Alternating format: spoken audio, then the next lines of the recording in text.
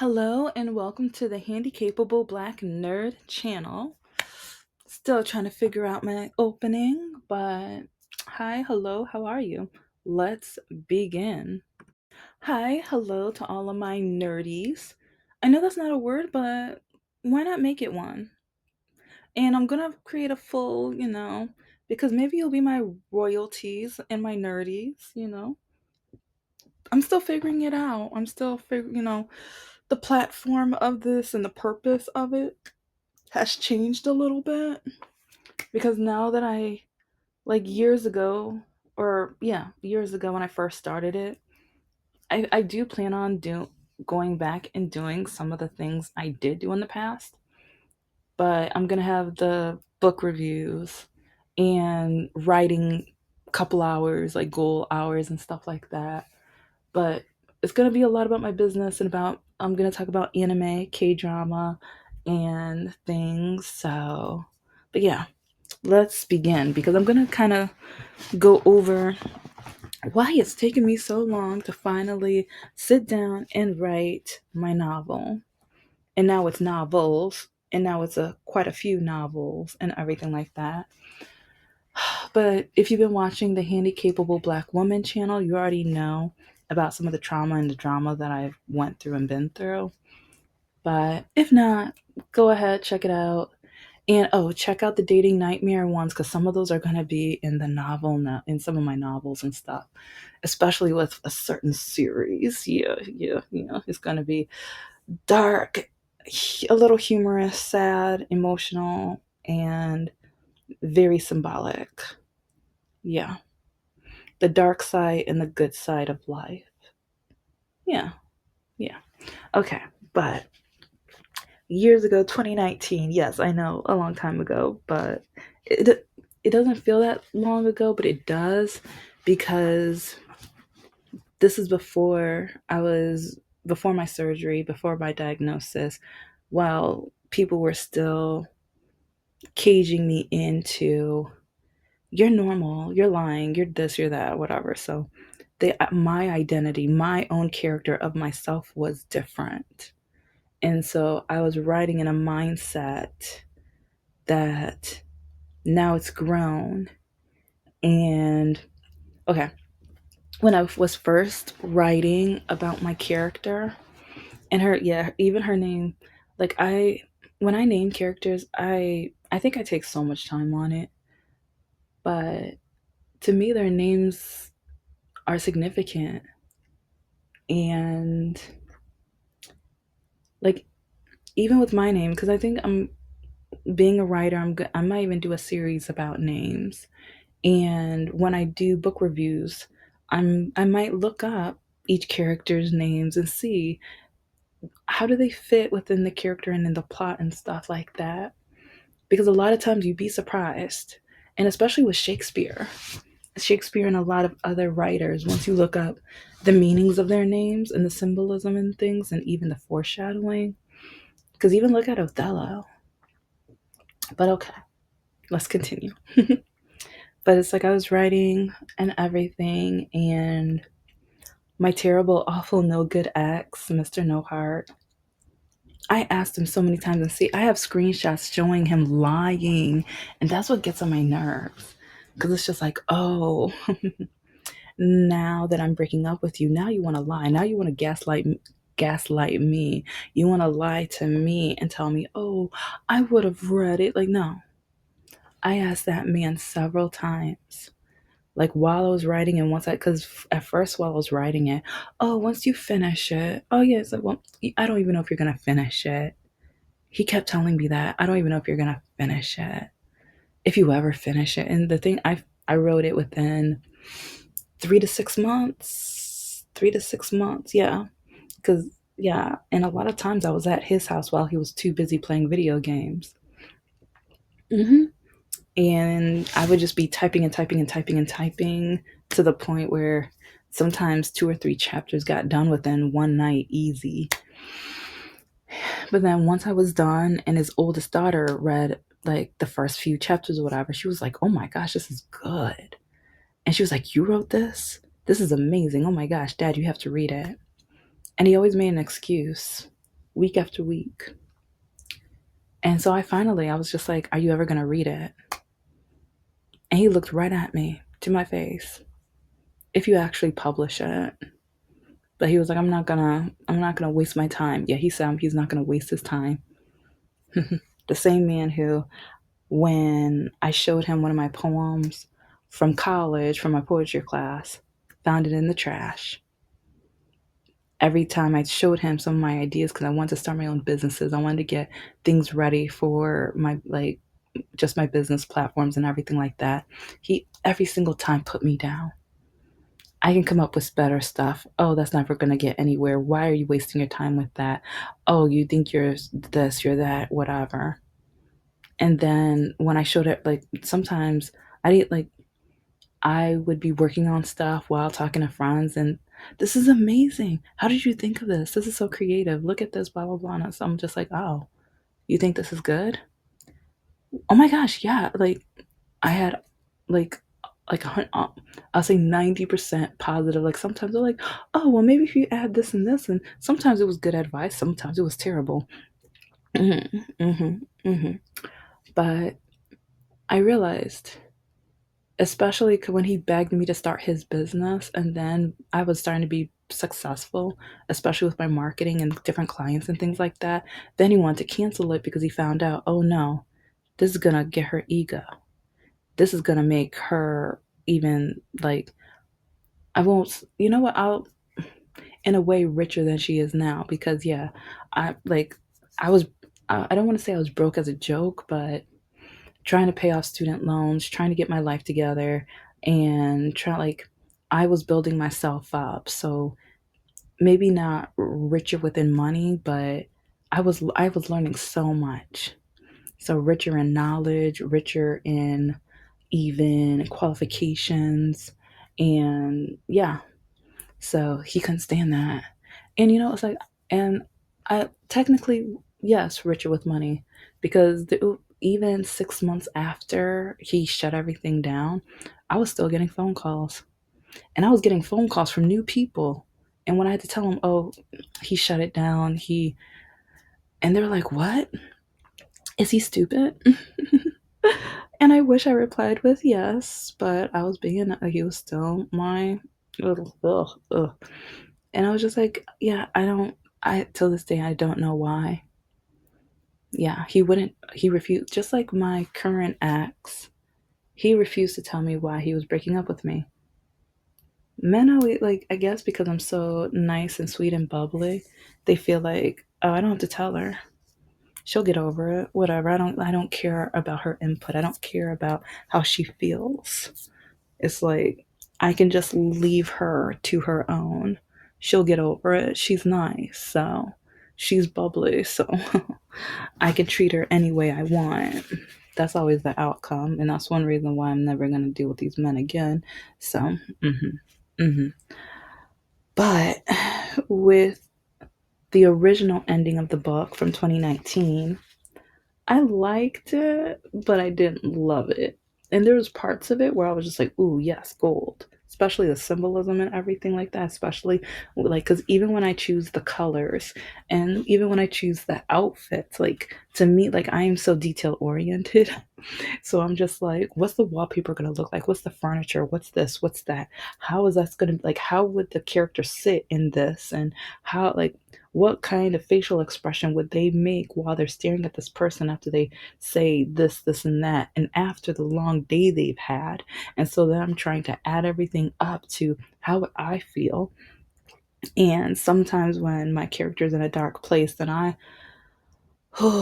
it's like, yeah, it's like if you've been listening to my other channel, you'd already know that when my parents used to tell me, you laugh too much, you're too silly, you're too bubbly, it's like, you better stop that smiling. And sometimes my mom would tell me if I didn't stop being bubbly or smiling, she was gonna whoop me when I get home. So then I had to take myself to a dark place. Yeah. So I remember that, oh, I forgot her name, but she was the young daughter in Remember the Titans. She's a beautiful woman. I want, like, she wrote an autobiography, I believe, too. And the relationship with her mother.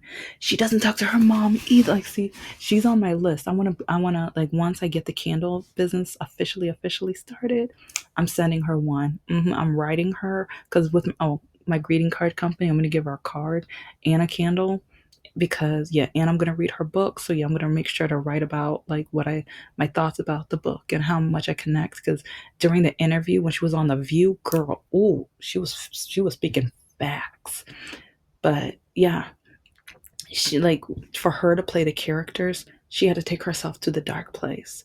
For me not to smile, I didn't know I was doing what some actors and actresses do. I was taking myself to the dark place.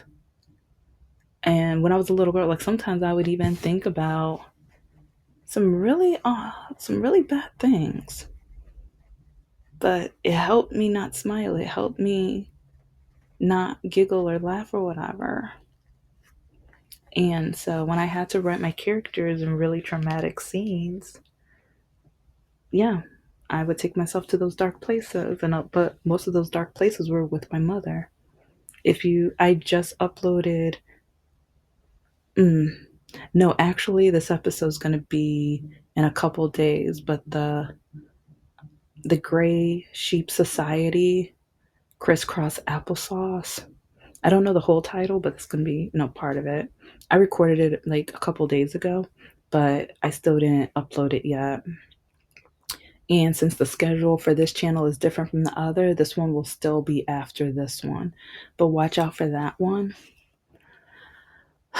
because with some of the chapters I'm going to be writing soon, that, yeah, I'm going to be thinking of that dark place. So, yeah. But I just remember when she was talking about the dark place and being a young girl and the trauma. I understand so much. And so, anyway, like my ex always telling me that I'm not basically like, I better not start this business or I better not do this or whatever. But I was starting to work one, two, three, four jobs at this. Like when we first met, we were both looking for work because I was marketing for the special candy testing facility or whatever, or people who were addicted and then they got arrested and then yeah, it's like that kind of place or whatever. And but then that's a long story. I'll probably tell that story in the next 6 months to a year. I might and everything, but oh, I got stories on that one.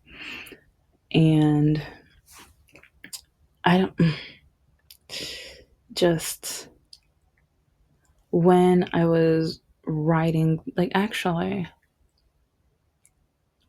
no, it's like I started writing the rough draft about 6 months or a year after. No, no, no, no, no, no.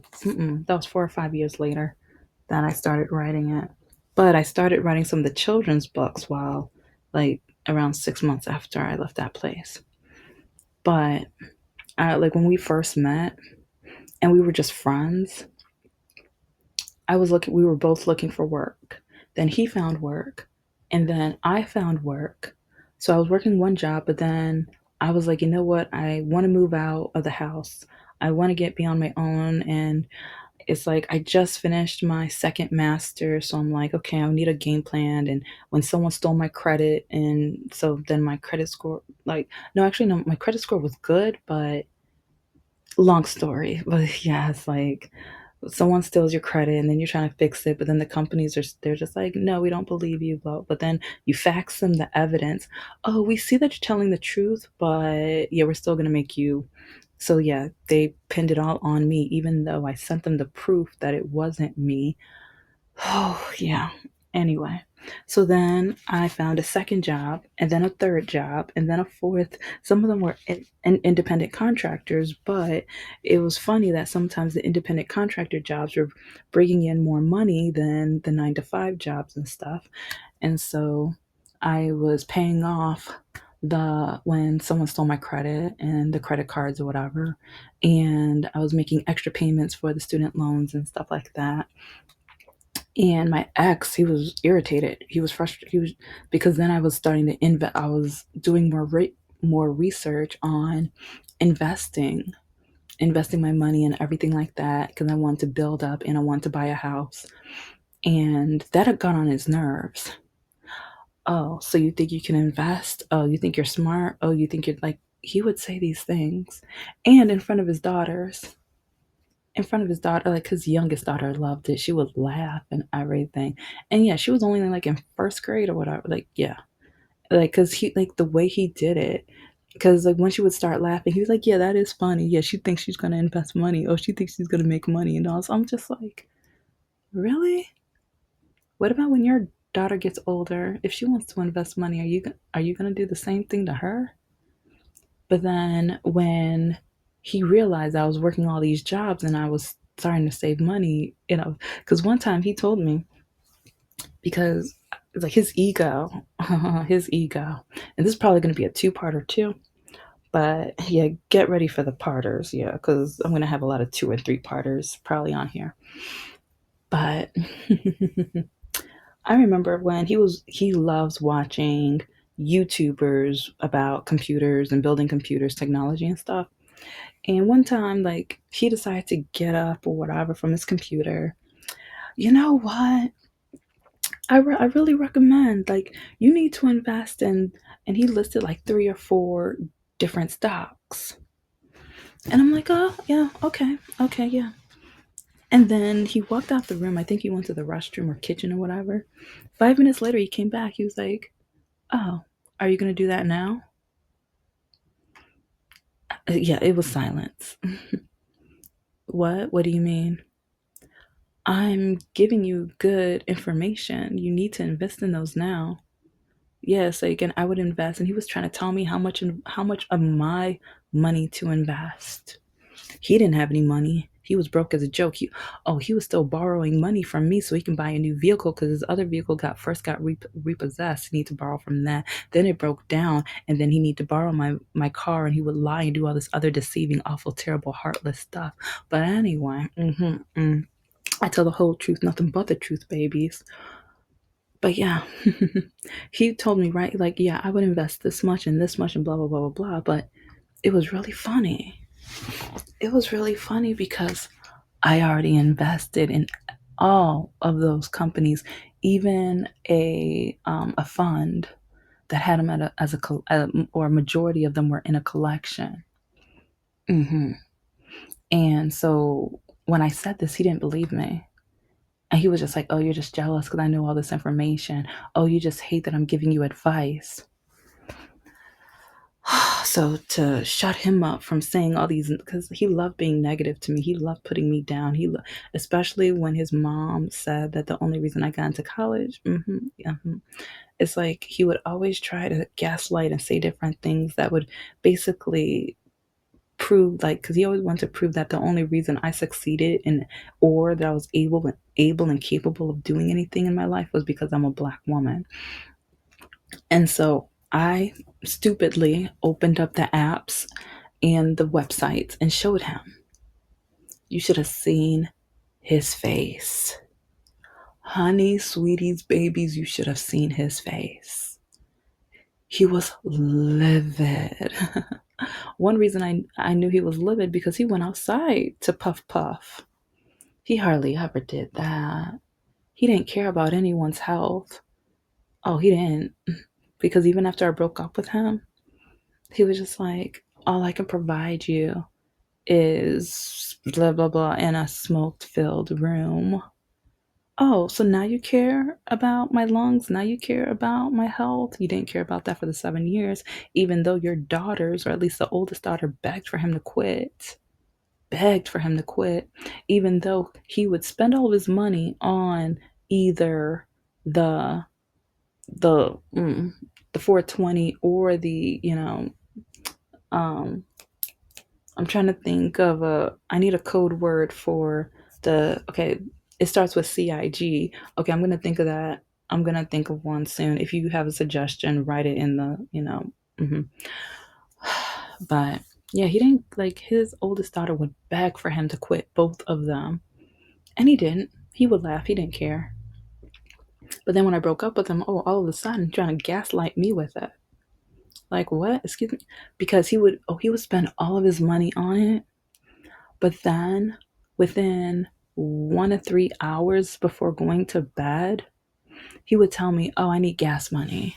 You want me to go to work, right? You want me to be able to take care of the girls?" Because he knew how I always told him I never wanted his daughters to think of him as a deadbeat dad, but never doing that again. Never doing that again. It's like, if you need to learn how to take care of your money, you're going to learn the hard way. I don't even know. It's like, this man owes me thousands of dollars. Okay. Because I thought, like, his family would tell me, "Oh, he'll pay you back once he gets on his feet. Oh, he's getting his life together. Oh, he's going through heartache after the divorce." Like, he told me he didn't give a about that woman. He told me he didn't give up about that woman. And that the only reason he married her was because he had the kids. He was going to break up with her, but then she said she was pregnant. I mean, there's so, if you, I'm gonna have a series on all the things he said about her and all the lies, because he only dated me because he wanted to make her jealous, because since I have my degrees and since I was a promotional model and different things like that, he would make sure to tell her all these things because then she got jealous, and that's when he wanted to make it official, when he knew that was going to make her mad and pissed off. And that's when the orange man was running. She told her daughters, oh, she couldn't wait for him to be president because then she could buy me as her slave and whip me until I pass away. That's what she told her daughters. So when the orange man tries to say he's the least racist, how come all of your followers, how come so many of your followers are no good, despicable racists? How come so many of them say that slavery isn't a bad thing and that actually they need to bring back slavery? Do you know there's this Republican guy now going around saying that they need to bring back slavery and that it should have never ended? 10 toes down, he said that. Mm-hmm. Mm-hmm. And then he's bragging about all the views he's getting. Oh, I got over 10,000 or whatever views or whatever. Oh, look at me. I'm so popular now because I'm telling the truth and I'm saying what needs to be said. Mm-hmm. Mm-hmm. And this is one reason why with my writing, with my novels, I write about the history. I put politics when we have some of these colonizing no good like booktubers.